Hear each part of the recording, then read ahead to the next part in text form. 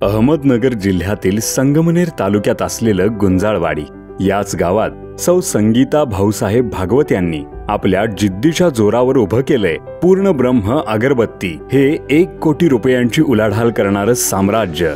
ST मध्ये कामाला होते आणि त्यात माझा मणक्याचा गॅप पडला। डॉक्टरांनी सांगितलं का नाही म्हणे असं हे होणार आणि मग मी ते काम सोडलं। मी सुरुवातीला शेतात कामाला जात होते। मिस्टरांना आवडत नव्हते शेतात काम गेलं म्हणजे असं थकत आजारी होतं असं, त्याच्यामुळे त्यांना ते दुसरीकडे शेतात गेलेलं आवडत नसतं। मुलगा आणि माझे मिस्टर म्हणे आपण आहे ना काहीतरी बिझनेस चालू करू, धंदा चालू करू। तर मग त्यांनी ना मला अगरबत्तीचं व्यवसाय चालू करून दिला आणि मग नंतर अगरबत्तीचं काम चालू केलं आणि मग त्याच्यात 250 रुपये रोज मिळेल यानुसार आम्ही ते काम चालू केलं। ते भरपूर वाढलं आणि त्यातून 2021 मध्ये बचत गट माहित झाले। सीआरपी कोण कळाले का उमेद मध्ये गेल्यानंतर मार्केटिंग वगैरे म्हणजे असं हे होईल। त्याच्या आधी आमचं म्हणजे हा बिझनेस चालूच होता आणि उमेदमुळे मग आम्हाला म्हणजे असं जास्त प्रोत्साहन भेटलं। नगरला, मुंबईला, वाशीला, शिर्डीला, इकडे बाहेर गावी उमेदमुळे आम्हाला एक्सपोला जायला भेटलं। आज त्यांच्या अगरबत्तीसाठी लागणारा कच्चा माल थेट परदेशातून येतोय हे वाचून तुम्हाला आश्चर्य वाटेल, पण यामागे आहे उमेद अभियान, ज्याने त्यांच्या आयुष्याला नवी दिशा दिली।